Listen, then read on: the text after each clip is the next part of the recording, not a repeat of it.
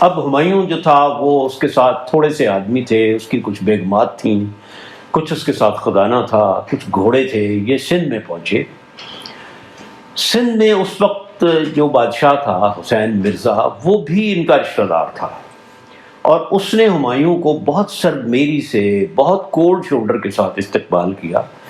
وجہ یہ تھی کہ جب بابر نے وہاں اپنے فرغانہ سے ناامید ہو کر بھاگ کر کابل پر قبضہ کیا تھا، تو اس نے اسی سندھ کا جو بادشاہ تھا اس کے خاندان سے کابل کی حکومت چھینی تھی، تو وہ دل میں گرج رکھی ہوئی تھی سندھ کے اس حسین مرزا نے، تو اس نے ہمایوں کو استقبال تو کیا لیکن بہت کولڈ شولڈر کے ساتھ، اور اس کو یہ بہت وضاحت کے ساتھ اس نے یہ تاثر دیا ہمایوں کو کہ میں تمہیں زیادہ وقت یہاں نہیں رکھوں گا۔ خیر 3 سال ہمایوں بھٹکتا رہا سندھ میں۔ سندھ سے اسے مارواڑ کے راجا نے بلایا مشرق کی طرف کہ تم آؤ میں تمہیں پناہ دیتا ہوں، تو راستے میں اسے پتہ چل گیا کہ وہ اس کا پکڑوانے کا ارادہ ہے، تو وہاں سے واپس آیا۔ اب یہاں ایک اور دلچسپ بات ہوئی جو آپ کی لیے بہت دلچسپی کا باعث بنے گی۔ سندھ کے قیام کے دوران ہندال بھی وہاں تھا، ہمایوں کا بھائی، اور اس کی ماں کا نام تھا دلدار بیگم۔ تو دلدار بیگم نے ایک پارٹی دی، بہت جو ان کے اس وقت مسائل تھے ان کے مطابق۔ اس پارٹی میں ایک عورت کو دیکھا ہمایوں نے جس کا نام حمیدہ تھا، تو ہمایوں دیکھتے ہی اس عورت پر فریفتہ ہو گیا۔ یہ ایک شیعہ خاتون تھی ایران کے کسی خاندان کی۔ تو اس نے پوچھا کہ کیا یہ شادی شدہ ہے؟ تو پارٹی ہی میں اسے بتایا گیا کہ نہیں یہ شادی شدہ نہیں ہے، تو اس نے وہیں پر کہا کہ میں اس سے شادی کرنا چاہتا ہوں۔ اب اس پروپوزل کو ہمایوں کا جو بھائی ہندال تھا اس نے بھی بہت برا منایا، اور حمیدہ نے بھی بہت سختی کے ساتھ کہا کہ میں اس سے شادی نہیں کروں گی۔ کتابوں میں یہ لکھا جاتا ہے، گلبدن بیگم جو ہمایوں کی بہن ہے، اس کا جو ہے ہمایوں نامہ، اس میں لکھا ہے کہ غالباً ہندال کا اس کے ساتھ افیئر تھا، حمیدہ بیگم کے ساتھ، خوبصورت بہت تھی وہ۔ تو ہمایوں بہت نا امید ہوا، اور وہ اسی پارٹی میں جب ہندال نے بھی اعتراض کیا اور حمیدہ نے بھی انکار کیا، تو وہ پارٹی کے دوران ہی ناراض ہو کر پارٹی چھوڑ کر چلا گیا۔ پیچھے سے خط لکھا اس کو دلدار بیگم نے، ہندال کی ماں نے، کہ تم میرے بھی بیٹے ہو، میں تم ہمت نہ ہارو، میں اسے منا لوں گی تمہارے لیے، اور میں تمہاری اس سے شادی کر دوں گی۔ 40 دن تک حمیدہ انکار کرتی رہی سختی کے ساتھ۔ تو دلدار بیگم نے کہا، ہندال کی ماں نے اسے، کہ تم نے شادی تو کرنی ہی ہے تو بادشاہ کے ساتھ کرو۔ تو اس نے کہا کہ میں کسی ایسے آدمی سے شادی کروں گی جو بادشاہ نہ ہو، جس کا میں گریبان پکڑ سکوں، اس تک تو میں پہنچ ہی نہیں سکتی، اس کے جو قمیض کا دامن ہے وہ تو بہت اونچا ہے، یہ اس کے الفاظ تھے۔ خیر جوڑ توڑ ہوتا رہا، نامہ و پیام چلتا رہا۔ ایک دفعہ اس نے بلایا، پیغام بھیجا حمیدہ بیگم کو کہ مجھے آ کر ملو۔ تو اس نے کہا کہ بادشاہ کو پہلی دفعہ ملنا جائز ہے، میں مل چکی ہوں، دوسری دفعہ ملنا جائز نہیں ہے، میں نہیں ملوں گی۔ پھر اس نے ہندال سے کہا کہ تم اس کو بھیجو مجھے ملاقات کے لیے۔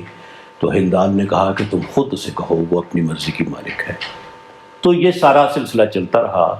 تو 40 دن سے زیادہ کے عرصے کے بعد آخر کار حمیدہ راضی ہو گئی، اور وہاں پر ان کی شادی ہوئی۔ تو اس زمانے میں بھی، اس غربت کے زمانے میں بھی، ہمایوں نے 2 لاکھ روپے حمیدہ کی فیملی کو بھجوائے کہ ڈاوری تیار کر لیں، یا مار ہے، یا جو کچھ بھی ہے۔ بہرحال شادی ہوئی، اور کافی اس زمانے میں بھی بہت دھوم دھڑکے سے شادی ہوئی۔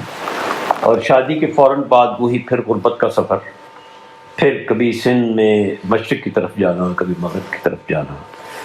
اور ہمایوں کی پوزیشن اتنی خراب ہو چکی تھی کہ اس کے جو وفادار تھے پرانے، وہ بھی اس کو چھوڑ کر بھاگنا چاہتے تھے۔ ایک دفعہ اسے شک ہوا کہ اس کے 2 بہت قریبی دوست تھے جو بڑے وہاں سردار تھے اس کے، ایک کا نام منم بیگ تھا، ایک کا نام تردی بیگ تھا، کہ یہ بھاگنا چاہتے ہیں۔ تو جب ہمایوں کی آنکھ لگی تو وہ بھاگے اپنے گھوڑوں کی طرف کہ وہ بھاگیں، تو ہمایوں ان کے پیچھے بھاگا اور ان کی منت سماجت کی کہ مجھے چھوڑ کر نہ جاؤ۔ یہ حالت ہو گئی تھی۔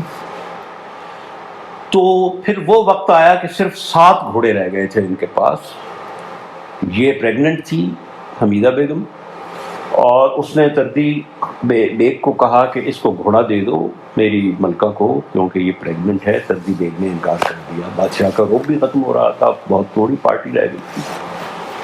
بہرحال یہ عمر کوٹ پہنچ گئے۔ عمر کوٹ کا جو راجہ تھا اس نے ہمایوں سے کہا کہ تم میرے پاس آؤ تو میں تمہیں پناہ دوں گا۔ یہ ایک چھوٹی سی، جو اب پاکستان میں ہے عمر کوٹ، چھوٹی سی ریاست تھی پڑا، تو ابھی 40 میل دور گیا تھا عمر کوٹ سے کہ اسے اطلاع ملی کہ حمیدہ بیگم کے ہاں ایک بچہ پیدا ہوا ہے۔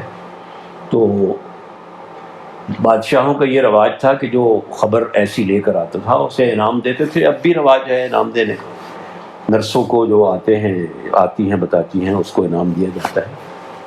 یہ الگ بات کہ آج کل کی ہماری نرسیں یہ کہتی ہیں کہ جب ہم کسی کو کہیں کہ تمہاری بیٹی پیدا ہوئی ہے تو وہ ہمیں بہت ڈانٹتے ہیں، تو ہمیں بڑا ڈر لگتا ہے۔ تو اس کے پاس کوئی چیز نہیں تھی، روپے نہیں تھے، ہار نہیں تھا، موتی نہیں تھے، صرف اس کے پاس ایک مشک کا نافہ تھا۔ مشک کا نافہ وہ ہوتا ہے جو ہرن کی ناف سے نکلتا ہے، اور اس کو توڑتے ہیں تو اس میں سے مشک نکلتی ہے۔ تو وہ صرف اس کے پاس اس نے توڑا اور اس کے ٹکڑے کر کے لوگوں میں تقسیم کیے، اور ایلچی جو خبر لایا تھا اس کو بھی دیا تحفے میں۔ تو اس کی خوشبو جب خیمے میں پھیل گئی تو ہمایوں نے اس وقت یہ پیش گوئی کی کہ جس طرح خوشبو اس نافع مشک کی پھیل گئی ہے پورے خیمے میں، اسی طرح ایک دن اکبر کی بھی خوشبو پوری دنیا میں پھیلے گی۔ اب اس کو بائی ڈیفالٹ کہیں یا بائی ڈیزائن کہ یہ اس کی پوری ہوئی۔ خیر، اب اس عرصے میں ہمایوں کا جو یہ لمبا سفر تھا 3 سال سندھ میں جو بھٹکتا رہا، تو اس میں ایک اور مثبت تبدیلی یہ آئی کہ اس کا ایک وفادار ساتھی تھا بیرم خان۔ یہ ایک ایرانی تھا، یہ شیر شاہ کی افغانوں کی قید میں چلا گیا تھا، اور وہاں سے کسی طرح جان بچا کر، یہ بہت وفادار تھا، یہ وہاں سے بھاگتا ہوا آیا اور سندھ میں اس نے آ کر ہمایوں کو جوائن کیا۔ اس کے آنے سے ہمایوں کی طاقت میں، نفسیاتی میں، اور اس کی جو تھنک ٹینک تھا اس میں بہت اضافہ ہو گیا، کیونکہ بیرم خان ایک مفکر بھی تھا، ٹیکٹیشین بھی تھا، سپاہی بھی تھا، اور بہت پڑھا لکھا آدمی تھا۔ اب کہاں جائیں؟ سندھ میں تو اس نے سب کو آزما دیا تھا۔ اب اس کے پاس 2 چوائس تھے۔ وہ افغانستان کی طرف گیا، بولان کا درہ اس نے بلوچستان سے کراس کیا سندھ سے، اور افغانستان کے ساؤتھ میں جہاں کھلتا ہے ہمارا بولان کا درہ، قندھار کی طرف گیا۔ اس کا ارادہ تھا کہ میرے بھائی ہیں وہاں، کیونکہ یہ علاقہ جو تھا قندھار، کابل، یہ اس کے بھائیوں کے پاس تھا، لیکن وہاں اسے معلوم ہوا کہ اس کے بھائی اس کے خلاف ہیں، اور فوج لے کر کوئی آ رہا ہے، کوئی اس کو پکڑوانا چاہتا ہے، کوئی یہ کرتا ہے، کوئی وہ کرتا ہے۔ تو فائنلی بیرم خان کی مدد سے اس نے یہ فیصلہ کیا کہ میں فائنلی ہندوستان کو چھوڑتا ہوں اور میں جاتا ہوں ایران۔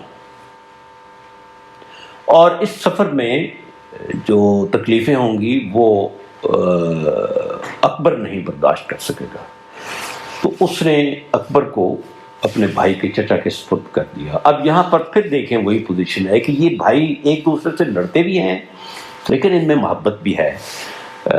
اس کا بھائی کامران کو جب ملا اکبر کا بیٹا تو اس نے بہت اس کو پیار کیا اور اپنی بیوی کو دیا، اور پھر اس نے کابل میں اکبر کی پرورش کی بالکل اپنے بچوں کی طرح۔ لیکن پھر تاریخ نے یہ بھی دیکھا کہ جب کابل پر ہمایوں نے حملہ کیا ایران سے واپس آ کر، تو بھائیوں نے، اس کے بھائی نے اکبر کو جو چھوٹا سا تھا فصیل پر بٹھا دیا، اور ہمایوں سے کہا کہ چلاؤ، اب تیر چلاؤ یا گولہ چلاؤ، ہم نے تو فصیل پر تمہارا بیٹا بٹھا دیا ہے۔ خیر، انہوں نے پرورش کی، اور ہمایوں جو تھا اس نے بارڈر کراس کیا اور اس نے ایک خط لکھا۔ اس وقت ایران پر صفوی خاندان حکمران تھا۔ صفوی خاندان جو تھا یہ وہی خاندان ہے جس نے ایران میں شیعہ کو بہت زیادہ فروغ دیا۔ اس سے پہلے شیعہ میجارٹی نہیں تھی ایران میں۔ تو آپ کو یاد ہوگا کہ بابر کے زمانے میں اسماعیل صفوی تھا جس نے بابر کا جو بڑا دشمن تھا شیبانی خان، اس کو شکست دی تھی۔ میں نے آپ کو پہلے دوسرے ایپیسوڈ میں بتایا تھا، اور اس کے بعد اس نے شیبانی خان کے سر کو، کھوپڑی کو اتار کر خشک کر کے اس پر سونا چڑھا کر اپنا کپ ڈرنکنگ کپ بنا لیا تھا اور بعد میں اس نے بابر کو تحفے میں دے دیا تھا۔ تو اسی اسماعیل صفوی کی اولاد میں سے اس وقت یہ طہماسپ تھا، اس بادشاہ کا نام طہماسپ تھا جو اس وقت ایران کا حکمران تھا، اور غالباً ان کا دارالخلافہ قزوین تھا، ایک شہر ہے ایران میں۔ اس کا جواب آنے سے پہلے ہی بادشاہ ایران کے بادشاہ کا جواب آنے سے پہلے ہی ہمایوں نے بارڈر کراس کر لیا۔ اب اس کی قسمت اچھی تھی یا ایران کے بادشاہ کی خاندانی شرافت تھی کہ پہلا شہر ایران کا جو پڑتا تھا وہ ہرات تھا۔ ہرات اس وقت جو اب افغانستان میں ہے، اور ایران کی طرف سے اگر آپ افغانستان میں آئیں تو سب سے پہلا شہر ہرات پڑتا ہے۔ تو ہرات اس وقت ایران کے پاس تھا، اور وہاں گورنر جو تھا وہ اصل گورنر تو وہی تھا، لیکن برائے نام ایران کے بادشاہ کا ایک بیٹا تھا 10-12 سال کا یا 15 سال کا، وہ گورنر تھا، اور جو اصل گورنر تھا جو کام کرتا تھا پریکٹیکلی وہ اس کا سرپرست کے طور پر تھا۔